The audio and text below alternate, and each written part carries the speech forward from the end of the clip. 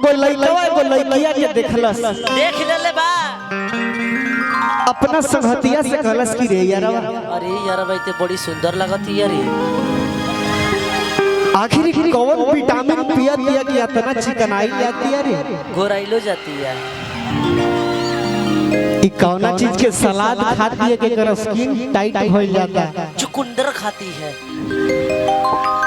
लड़का देखलस बाबू रे, कहलस का कहत भाई डिस्चार्ज कर दीजिए, डिस्चार्ज माइनर रेल का लगा दीजिए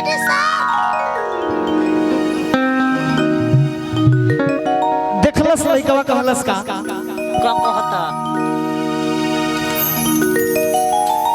देखलस तब कहलस कि बिना देखले कहलस देख ले बा, देख ले बा रेडवारी में। इहे के नाम बा परी पांडे जी, और हम चाहब के तनी बारी से सारा लोग के नाम बता दी, बारी से सबके लिए नाम। इनके साथ भी मैं एल्बम किया हूँ, प्रोग्राम भी बहुत सारा किया हूँ, और इनका नाम है, मैं चाहूंगा कि अपने खुद से अपना नाम बताएंगे। क्या नाम है? तानिया सिंह। एक बार तानिया सिंह खाते भी ताली बाजे भाई। और आपका नाम क्या? कोमल। पूनम। कोमली खाती ताली बजा लो। अरे कोमल ऊपर से ना भीतरियों से बड़ी। तहार नाम का है? शिवानी। वाह बहुत अच्छा। आपका नाम? सोनम। बोल दो आज बोल दो ना तो खोल दो। ना खुले करना चाहिए, बवाल हो जाए। लइका कहलस बबुआ रे, क्या कहता है कि तोहर के देख के करे जा हमर फाटा,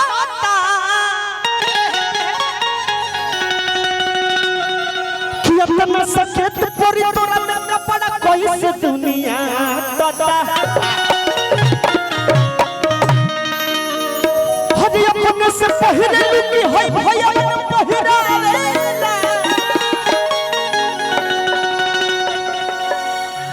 इहे बात बोलुआ के समझ में ना आया।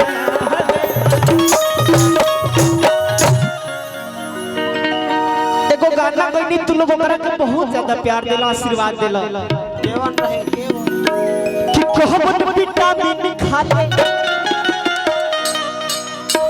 के सुन ले वाला एगो हाला के तनी बताव लो, ताली बाजी ना हो। लइका कहलस का ए बोलू बाबू कि कहबन विटामिन खा ले, आज दिन बदन चिकन ले, त ये कज कहमन हो कि तर जुई के। कृपया दूरी बनाए रखें, बीच में लंगतार है। त ये कज तनी पीछे से दिखा दो बाबू, कमर दिखावे के बाद ढेलो मत चल। त ये कर कमर हो कि तर जुई के, एतने तनी तू दिखा दा, ढेर चाकर बा। त ये कर कमर हो कि तर जुई के, आज बहाला दे डोले, ए अरे धीरे मंच पर उपस्थित बहुत ही अच्छी गायिका अनुपमा यादव जी। मैं सोचा था कि जब लोकगीत मैं स्टार्ट करूंगा तभी इनका परिचय मैं करवाऊंगा, हालांकि ये परिचय की मोहताज नहीं है, बहुत अच्छी गायिका, आपके गायकी का मैं भी फैन हूँ। हाँ बिल्कुल, हाँ वो मेजर में था। बहुत अच्छी गायिका, जिनका स्वभाव से लेके, नेचर से लेके, गायकी से लेके हर चीज अच्छा है, अच्छी लगती भी है। तो मैं चाहूंगा कि एक बार ताली बजा देना भाई। अच्छी मैं नहीं, अच्छे आप हैं, और ये आपका बड़प्पन है कि आप इतने बड़े कलाकार हो के हम लोग को पूछ रहे हैं। क्या जी, हम लोग का सपना था कि गोलू जी के साथ हम लोग। अरे ऐसा नहीं सोचना चाहिए अनुपमा जी, हम लोग कलाकार हैं, बस कलाकार हैं। बस एक बार ताली। Thank you so much. लेकिन कहे के बाबू रे तो ये कभी हमर हक की तरह जुई के आज पहला डाले धीरे धीरे तो ये को ऊपर जला ये को जला आज खाला डाले और धीरे धीरे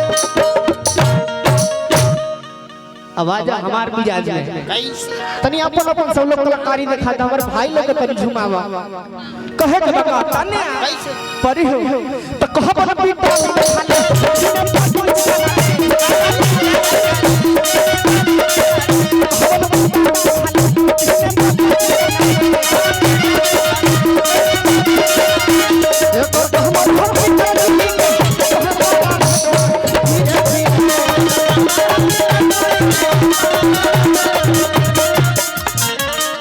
ऐसा ना ए परी बाबू ने तनी देखा था ए शिवानी लइका खलस का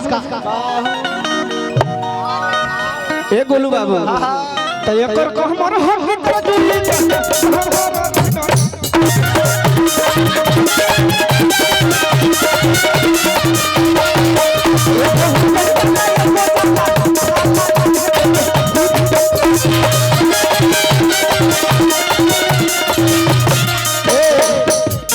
सभी के सबर के चपैया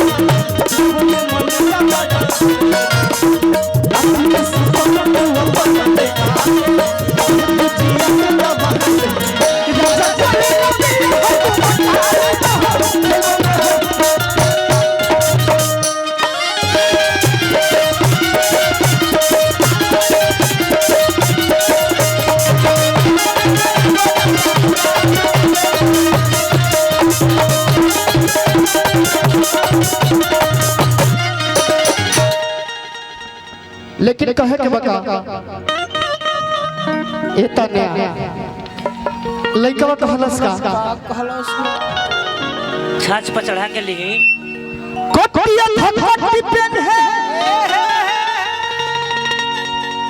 हज भय संग में जियले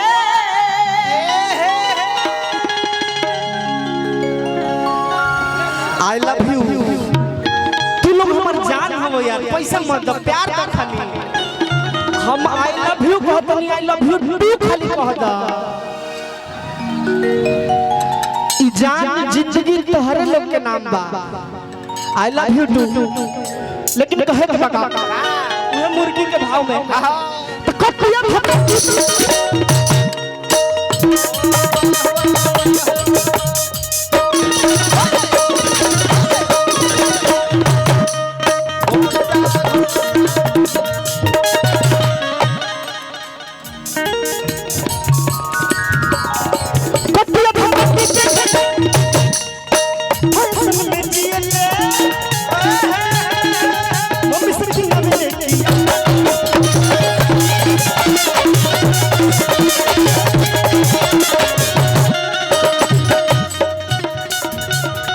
जो हो बम पचहती हो हे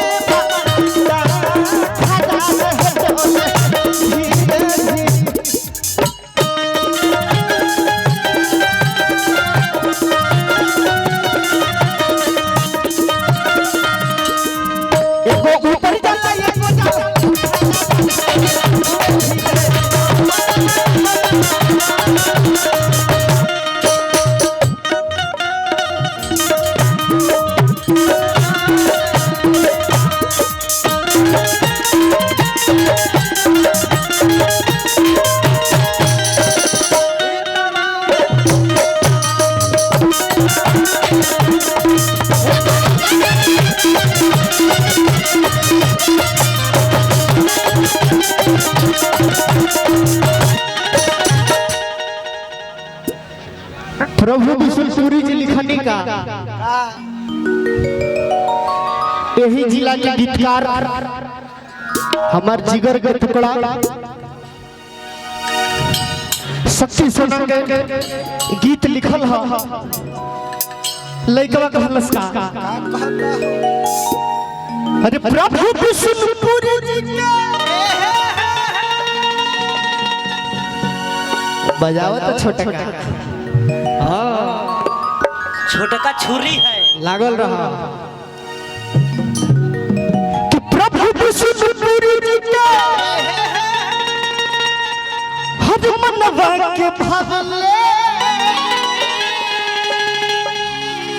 अब कुछ बोलो तथा परा दिखावे आजा कि प्रभु विष्णु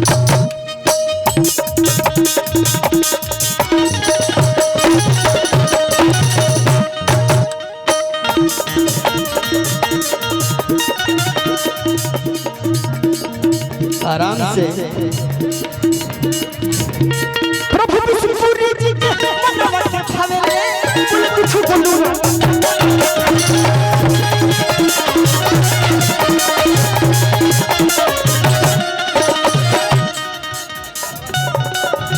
एक जो बच्चा के खा जाए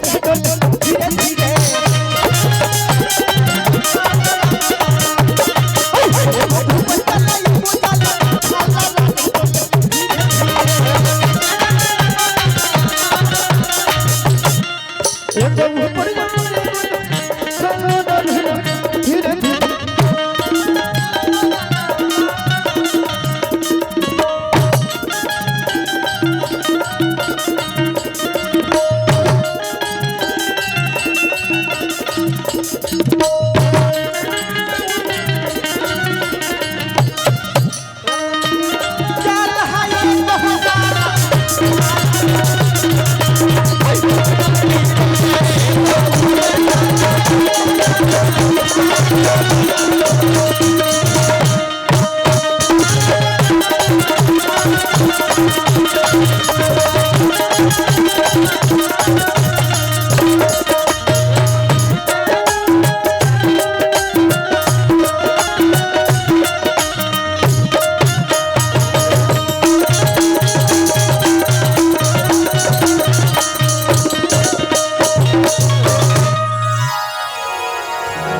एगो गाना गइनी